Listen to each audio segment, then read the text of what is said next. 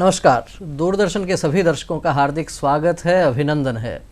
गोस्वामी तुलसीदास जी ने रामचरितमानस में लिखा है, सकल पदार्थ है जग माही, कर्महीन नर पावत नाही।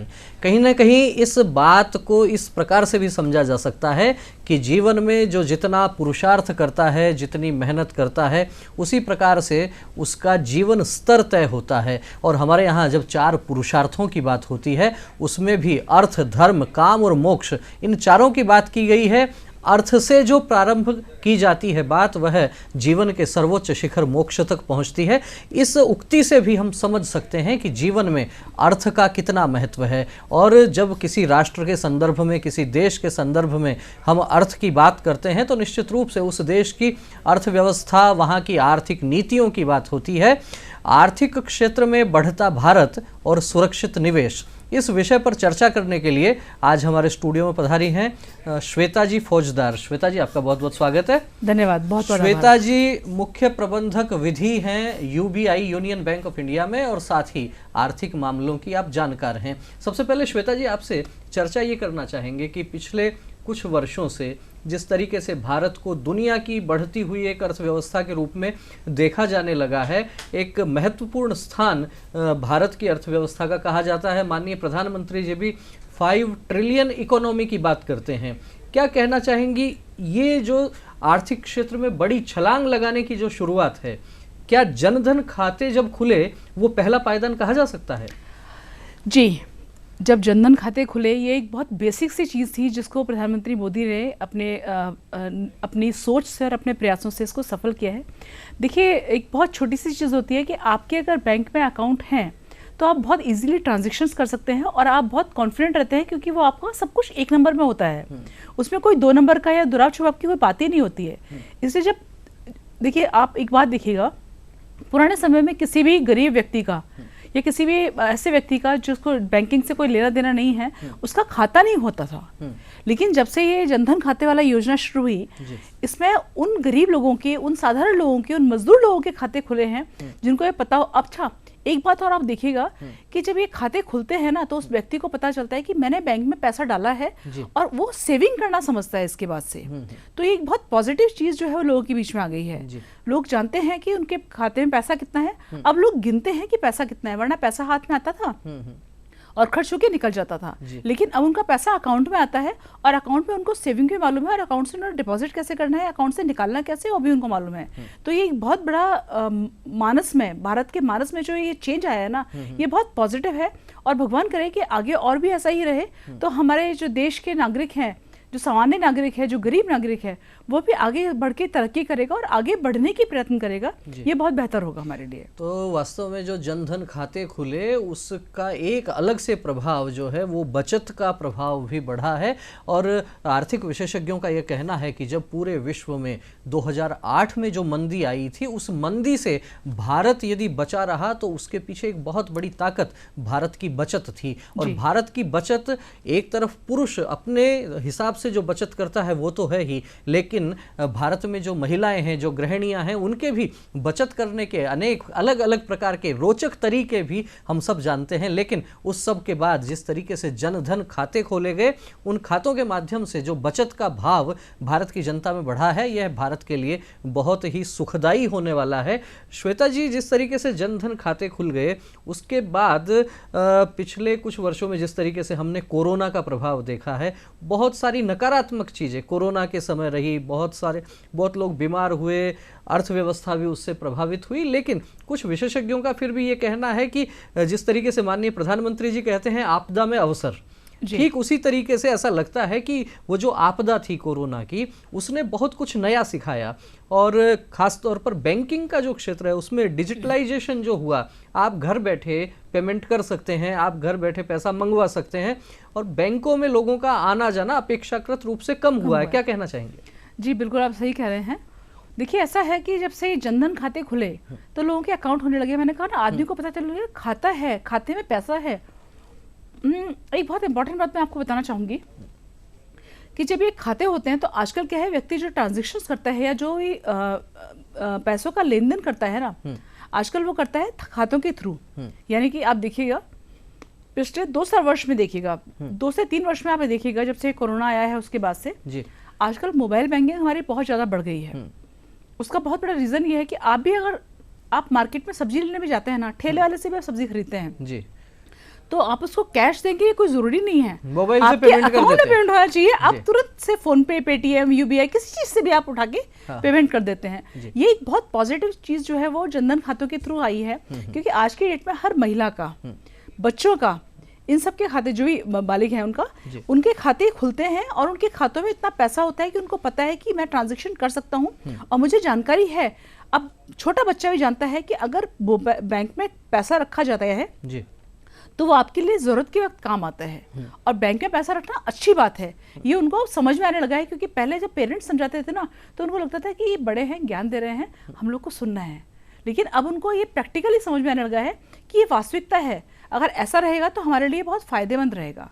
तो ऐसी ही शुरुआत अगर ये हिंदुस्तान में बहुत पहले हो चुकी होती, तो आज की डेट में हम शायद और भी अग्रणी व्यवस्थाओं में कहीं होते। और इन खातों से और इन बचत से मैं आपको एक बता देती हूँ, बीइंग अ बैंकर मैं बताती हूँ, हमारे पहले एनपीए लोन अकाउंट हुआ करते थे। एनपीए मतलब नॉन प्रोडक्टिव अकाउंट जो होते हैं, ये हुआ करते थे, यानी कि जो खाता खराब हो चुका है, जिसने लोन तो लिया लेकिन चुकाया नहीं। लेकिन आज की डेट में ऐसा हो रहा है कि बहुत जो एनपीए है उसके ऊपर बहुत लगाम लगी है। अब जो है वो खातों में हम लोग रिकवरीज कर रहे हैं। लोग अब कमाते हैं तो उनको पैसा देना होता है, क्योंकि एक तो 2 चीजें होती हैं। देखिए, एक तो आपका खाता खराब होता है तो आपकी जो साख है वो खराब होती है, जो आपकी साख खराब होती है। दूसरा, आपकी सिबिल खराब होती है। आपने शायद गौर नहीं किया होगा कभी भी, लेकिन अब हर एक खाते में आपकी सिबिल जाती है जी। अगर आपने अकाउंट खराब किया है या आपने समझौता भी किया है ना, तो आपकी सिबिल अगले 3 साल के लिए तो गई। तो इस विषय पर भी हम आएंगे, लेकिन उसके पहले हम चर्चा ये करना चाहेंगे कि जिस तरीके से केंद्र सरकार जो है वो युवाओं को प्रेरित करती है स्वयं के रोजगार के लिए। केंद्र सरकार कहती है कि आप नौकरियों के पीछे भागने वाले मत बनिए, नौकरी देने वाले आप बनिए। और आज का युवा भी इस दिशा में सोचने लगा है, काम करने लगा है, और इसके लिए सरकार ने स्टार्टअप योजना जो है वो प्रारंभ की, और उसके लिए भी जो है बहुत आसानी से लोन देने की प्रक्रिया प्रारंभ की गई है। आप चूंकि बैंक के कामकाज से आपका पाला पड़ता है, आप बैंक से संबंधित हैं, जानना ये चाहेंगे कि एक प्रकार से सरकार अपने स्तर पर ये कहती तो है कि कोई भी युवा आए, अपना प्रोजेक्ट लेकर आए, बहुत आसानी से लोन मिलेगा। क्या लगता है, 1 दशक पहले की जो स्थितियां थी लोन लेने और देने की और आज की स्थितियां, कितना अंतर आपको महसूस होता है? देखिए, मैं आपको बताऊं, ये पूरा का पूरा जो परिदृश्य है ना, ये पूरा का पूरा बदल चुका है। पहले हमारे यहाँ बच्चे को बचपन से कहा जाता था, बड़ा हो जा, कलेक्टर बनना है, ठीक से पढ़ ले, सरकारी नौकरी लगेगी। आजकल वो ट्रांजैक्शन का टाइम रहा ही नहीं है। अब बच्चों के लिए सरकारी नौकरी या कलेक्टर बनना इट इज़ नॉट इम्पॉर्टेंट। आज की डेट में उनको सिर्फ एक ही चीज़ चाहिए होती है, मेरे को अर्निंग करनी है और पॉजिटिव अर्निंग करनी है। तो ये एक जो चीज़ बदली है ना, युवाओं को रोजगार देने की बात आप कर रहे हैं, युवाओं को रोजगार मिला है, लेकिन युवाओं को रोजगार सिर्फ सरकारी नौकरी से या नौकरी करने से ही मिले ऐसा कोई ज़रूरी नहीं है। सरकार ने कहा कि आप अगर कार्य कर सकते हैं, व्यवसाय कर सकते हैं, तो व्यवसाय कीजिए ना। मुझमें काबिलियत है कि मैं ये सामान इकट्ठा करके लोगों को दे सकती हूँ और उसको बेचान प्रॉपर तरीके से कर सकती हूँ, एक छोटी सी दुकान खोल सकती हूँ और उससे मेरा बेनिफिट बढ़ेगा। ये जो सोच है ना, ये जो विचारधारा आई है, ये बहुत पॉजिटिव आई है, क्योंकि हर आदमी को नौकरी नहीं मिलेगी, क्योंकि इतनी नौकरियां है भी नहीं, ये संभव भी नहीं है, क्योंकि बैंक हमारे देश की जो जनसंख्या है वो आज की डेट में शायद सर्वोत्तम है, विश्व में सर्वाधिक जनसंख्या पास में पहुंच चुके हैं। तो ऐसी स्थिति में हर एक बच्चे को नौकरी मिले और हर बच्चा नौकरी से संतुष्ट हो, ये संभव नहीं है। नौकरी से कमाई करना आपके लिए एक लिमिटेड रहता है, लेकिन जब आप व्यवसाय करते हैं तो व्यवसाय में आप तरक्की कर सकते हैं, आप उन्नति कर सकते हैं, आप अपना दिमाग, अपने कौशल का उपयोग करेंगे तो आप व्यवसाय में आगे बढ़ के आएंगे। इस चीज़ को युवा समझने लगा है और इस चीज़ को लेके वो आगे भी बढ़ रहा है। जी, तो ये जो स्वरोजगार के लिए सरकारों ने लोन देने की जो प्रक्रिया है इसको सरल किया है, तो इसके माध्यम से लोन जो है वो बड़ी संख्या में दिए जाने लगे हैं। लेकिन इसके साथ दूसरा विषय जो एनपीए का आता है, एनपीए मतलब कि यदि किसी ने लोन ले लिया और वो चुका नहीं रहा है, तो जब बड़ी संख्या में लोन दिए जाएंगे तो एक सामान्य जन धारणा ये बनती है कि एनपीए भी बढ़ेगा। क्या ये धारणा ठीक है? नहीं, देखिए, मैं इस बात से पूरी तरह सहमत नहीं हूँ। जब लोन दिए जाते हैं, लोन आपको दिए जाते हैं जब आपको कोई ज़रूरत होती है, तब आप लोन लेते हैं। ऋण आपसे तब, ऋण व्यक्ति अब से नहीं, पुराने समय से तब लेता है जब उसके पास पैसा ना हो और उसे कोई बहुत ज़रूरी काम करना है जिसके लिए उसको पैसा चाहिए, तो वो ऋण लेता है। अब हम, चूंकि हमारा सरकारी बैंक है, इसलिए मैं कह सकती हूँ कि लोग सरकारी बैंक के पास इसलिए आते हैं क्योंकि उनको मालूम है कि ये जगह बेहतर है, यहाँ पे एक तो हम लोग इंटरेस्ट बहुत कम रखते हैं जी, तो लोन दिए जाते हैं, और वो इंटरेस्ट कम रहता है और उनको मालूम है कि लोन का ट्रांजैक्शन कैसे होगा। देखिए, अगर ऐसी स्थिति में आपके यहाँ कुछ नेगेटिविटी भी होती है या कुछ नकारात्मकता आती है और आप पैसा पूरा नहीं चुका पा रहे हैं, तो 3 महीने तक बैंक इंतजार करता है कि आप पूरा पैसा चुका, जो भी उसकी ट्रांजैक्शन है, जो रेगुलर ट्रांजैक्शन है वो चुका दीजिए। उसके बाद जाके लोन एनपीओ होता है। उस बीच में बैंक वाले उससे अप्रोच भी करते हैं, बातचीत भी करते हैं, जो कहते हैं भैया पैसे डाल दे, तेरे अकाउंट में इससे चल रहा है और इससे तू रेगुलर कंटिन्यूस कर सकता है। तो ये जो चीजें हैं ना, ये आदमी को समझ में आने लगी हैं, इसलिए लोन बढ़ रहे हैं, ऐसा नहीं है। जो मध्यम व्यक्ति है, मध्यम आय वर्ग का व्यक्ति है, वो जब पैसा लेता है ना, तो वो पैसा चुकाने की पूरी मानसिकता के साथ होता है। 2 चीजें होती हैं लोन में। ये जो लोन प्रधानमंत्री मोदी जी ने शुरू किए हैं, जिनकी बात आप कर रहे हैं, जनधन खाते के थ्रू या छोटे मोटे लोन की बात आप कर रहे हैं, मैं आपको बताऊं, इनमें हम प्रॉपर्टी मॉर्गेज भी नहीं रखते हैं। ये सिर्फ उनकी उसके ऊपर है कि उन्होंने पैसा लिया है, they have to give the money back. आपको वापस देना है पैसा, सिंपल सी बात है, आपने लिया है, आपको चुकाना है। क्यों? मैंने आपको अभी थोड़ी देर पहले भी एक बात कही थी, आपने शायद गौर नहीं किया। आपकी सिबिल खराब होती है, यानी कि आपकी साख खराब होती है जी। और आपकी साख आपकी जिंदगी में सबसे महत्वपूर्ण होती है। आपके लिए आपकी इज्जत, आपके पुरखों की इज्जत, आपके बाप दादा की इज्जत बहुत इंपॉर्टेंट होती है, और व्यक्ति कतई भी नहीं चाहता कि उसकी वजह से उसके परिवार का नाम खराब हो। इसलिए होता है, लेकिन मजबूरी में होता है। और बढ़ रही बात, आप कह रहे हैं कि लोन एनपीए होने की बात, हाँ, कोविड के टाइम पे बहुत दिक्कतें आई थी। कोविड के टाइम पे बहुत सारे लोग एनपीए भी हुए थे, और उनका रीजन भी ठीक था, क्योंकि लोगों के पब्लिक ट्रांजैक्शन सब कुछ बंद हो गया था, सब कुछ खत्म हो चुका था। ऐसे में व्यक्ति, मतलब लोग कंपनी नहीं चला पा रहे थे, खरीदार नहीं मिल रहे थे उनको, नौकर नहीं आ पाते थे उनके पास काम करने के लिए, लोग नहीं होते थे। तो ऐसी स्थिति हुई। इस बीच में एक चीज़ और आई है, आपने गौर नहीं किया होगा, लेकिन नेशनल कंप्लेंट लॉ ट्रिब्यूनल करके एक एनसीएलटी करके एक फर्मा आई है हमारे पास, जिससे हम लोग रिकवरी के थ्रू हम लोग प्रोसेस करते हैं। पहले जो एक प्लेटफॉर्म की बात होती थी, डीआरटी की बात होती थी, अब ये एनसीएलटी एक नया प्लेटफॉर्म आ गया। क्या अंतर है, क्या कुछ इनके माध्यम से मैं आपको क्लियर करती हूँ।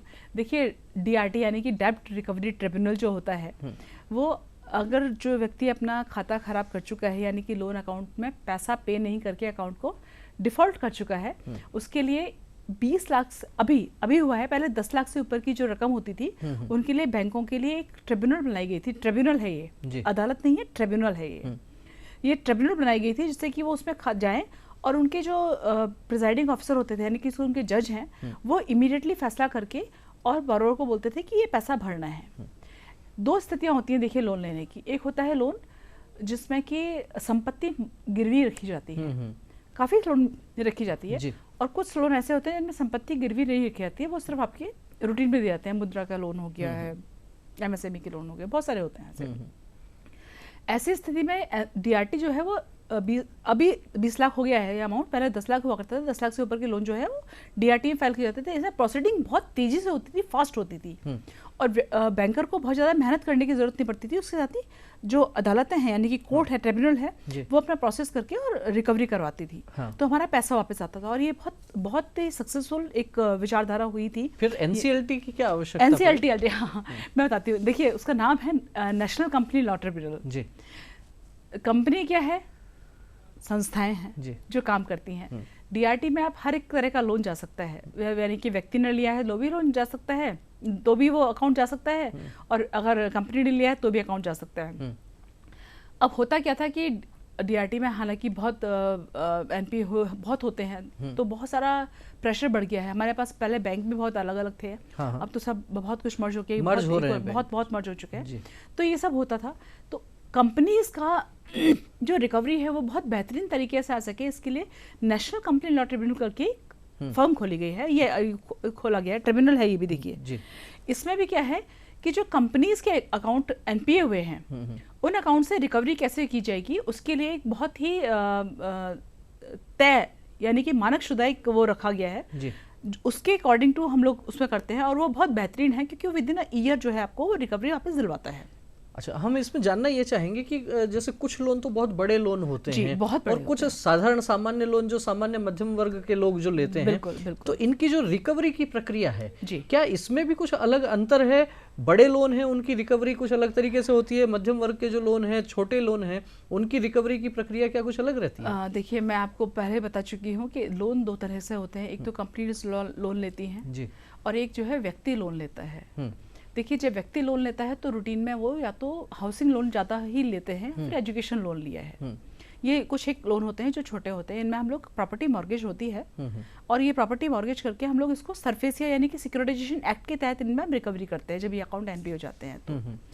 और बड़े जो लोन हैं, जैसे कि आप बात कर रहे हैं, बहुत बड़े लोन्स की बात कर रहे हैं, उनमें दो चीज़ें होती हैं, दो कमियां हैं या दो स्पेसिफाइड आपको कहूँ तो दो चीज़ें हैं जिनको हमको अंतर करना पड़ेगा।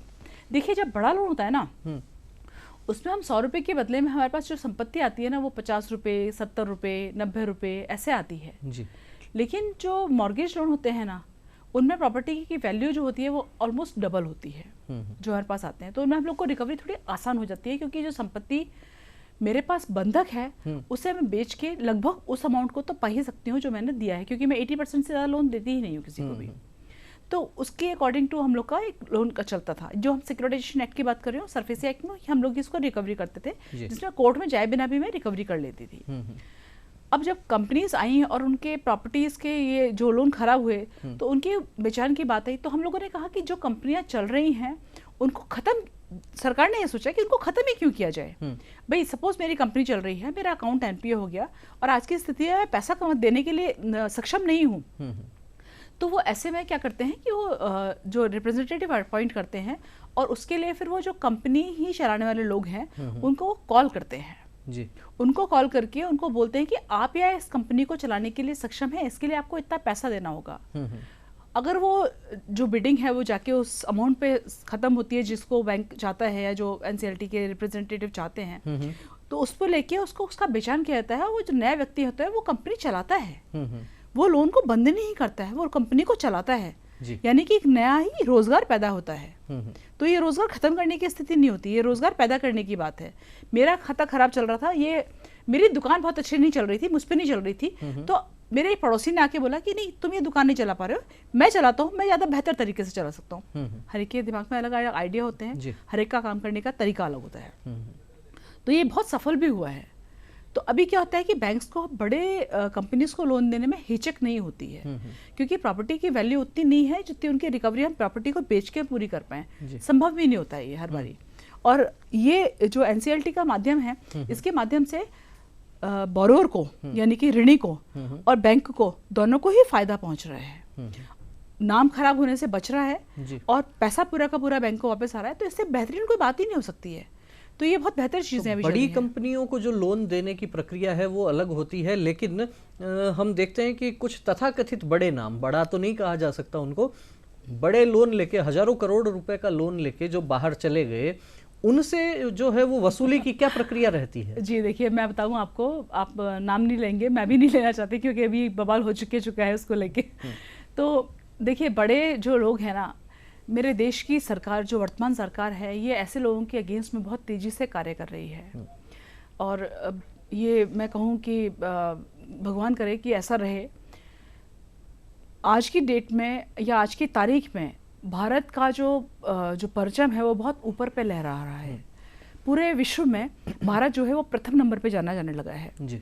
तो अभी क्या है कि जिन लोगों ने भाग के हमारे देश को छोड़ के कहीं और भाग के शरण ली है, अब उनके देश भी उनको प्रेशराइज कर रहे हैं इस बात के लिए कि आप अपने कंट्री में वापस जाइए और अपनी कंट्री में जाके वहाँ का लोन चुकाइए, वहाँ पे जाके आपको करिए क्या करना है। ये बहुत महत्वपूर्ण बात है कि जो डिफॉल्टर्स ये सोच के भाग गए थे कि मुझे तो अब खाली है, मैंने तो पैसा, मुझे तो अब देना नहीं है, मैं देश छोड़ के भाग आया हूँ, तो बैंक कुछ कर नहीं सकते क्योंकि बैंकों के पास इतना ताकत नहीं है कि देश के बाहर जाके लोगों को लेके आ सके। क्या उनके पास इतनी प्रॉपर्टी नहीं रह पाती है कि जिसको बैंक मैंने आपको शायद पहले भी कहा था, आपने ध्यान नहीं दिया। ये लोग की जो प्रॉपर्टी होती है ना, ये आती है लोन का 50%, 50% के आसपास आती है, लगभग आती है। तो 50% पूरा लोन उससे नहीं चुकाया जा सकता है। अच्छा, एक और हिट बताती हूँ आपको। देखिए, बीइंग अ लॉ ऑफिसर मैं ये बात जानती हूँ, ये ऐसे हमारे हिंदुस्तान की बात कहें या कैसे कहें, ये एक ख़राब चीज़ है हमारे लिए कि जब मैं लोन लेने आती हूँ तो मेरे प्रॉपर्टी की वैल्यू होती है 90 लाख रुपए, क्योंकि ट्रांजैक्शन होता है और उसकी वास्तव में वैल्यू 90 लाख रुपए होती है। लेकिन जब बैंक उस प्रॉपर्टी को बेचने के लिए जाता है ना, तो उस 90 लाख के लिए हम लोग को बहुत कम पैसा मिलता है। पूछिए क्यों? आपको, हमारे देश के लोगों को ITR भरने में बहुत दिक्कत आती है जी, इनकम टैक्स रिटर्न भरने में बहुत दिक्कत आती है। तो वो लोग अपने जो पैसे हैं ना उसको 2 नंबर का बना के रखने में संतुष्ट रहते हैं, खुश रहते हैं, लेकिन उसको 1 नंबर का नहीं करना चाहते। बैंक से यदि प्रॉपर्टी खरीद रहे हैं तो सब कुछ वो 1 नंबर में ही करना पड़ेगा, 1 नंबर में आपको ट्रांजैक्शन करना पड़ेगा। तो उनका वो दिक्कत वो होती है, तो हमारी प्रॉपर्टी की वैल्यू इसलिए डाउन हो जाती है कई बार। हालांकि it's not a good thing, हालांकि ये कम होने लगा है अब काफी, क्योंकि अब लोग 1 नंबर में पैसा बहुत रखने लगे हैं। ये अच्छी बात हो रही है। मैं पिछले 16 साल से इस बैंक में काम कर रही हूँ, तो मुझे ध्यान है। लेकिन अब ये जो है स्थिति बहुत कम होने लगी है। पहले क्या होता था कि 100 रुपए के मुझे जो है ना वो 50 रुपए या 40 रुपए ही मिलते थे, लेकिन आज की डेट में मेरे पास 100 रुपए के 80 रुपए मिलने लगे हैं मुझे, और समटाइम्स तो 100 रुपए के 100 रुपए भी मिल रहे हैं मुझे। श्वेता जी, चर्चा इस तरफ लेकर जाएंगे कि जिन कुछ तथाकथित बड़े कंपनियों के बड़े लोगों की जो बात होती है कि हजारों करोड़ लेकर वो देश छोड़कर भाग जाते हैं, एक विषय ये भी आता है जन सामान्य में कि आखिर एकदम से क्या हुआ 2014 के बाद में कई लोग देश छोड़कर भागे। उनको इतनी हजारों करोड़ का जो लोन है वो कितने दिन में दिया गया होगा, किस कालखंड में दिया गया होगा, और कब तक वो ठीक रहे, और 14 के बाद में क्या हुआ ऐसा कि एकदम से देश छोड़कर भागने लगे? देखिए, मेरे को नाम नहीं लेना था, लेकिन मैं बोल रही हूँ, जिन लोगों के नाम आप ले रहे हैं, इन लोगों ने जो इनको लोन दिया गया था वो बहुत पुराने समय से इनके पास चला आ रहा है, और इनको लोन इकट्ठा एक बार में देके के छोड़ दिया गया ऐसा नहीं है। 2014 से पहले लोन दिया गया इनको होगा। 2014 से बहुत पहले लोन दिए गए थे जी। उस टाइम पे इनको रेगुलर लोन दिए जाते थे, और इनकी लिमिट्स कैसे बढ़ जाती थी, इनकी शायद किसी भी चीज़ का इतना ज़्यादा गौर नहीं किया जाता था, इनकी लिमिट्स बहुत बढ़ जाती थी। आज मेरी लिमिट 20 करोड़ है, तो मेरे लिमिट को 50 करोड़ होने में टाइम नहीं लगता था, बहुत जल्दी बढ़ जाती थी। और मेरी स्थिति ऐसी होती थी कि मैं ये सब काम करने के बावजूद भी और पैसा लेके और सरकार का चहेता बना रहता था जी। और ये बहुत दुखद स्थिति थी, क्योंकि जो हमारे लाडले थे ना, ये सो कॉल्ड बिजनेसमैन, बाद में जिन्होंने देश को बहुत ज़्यादा घाटा दिया, वो बहुत करीबी थे उन राजनेताओं के जिनके साथ इनके पर्सनल कहें या व्यावसायिक कहें रिश्ते थे।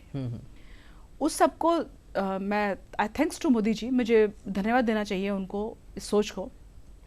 उसके बाद से ये सब चीज़ें बंद हो गई। 2014 के बाद से अब उनको पता चलने लगा कि अगर तुमने डिफॉल्ट किया है तो you have to pay, you have to pay it back जी बाय एनी वे।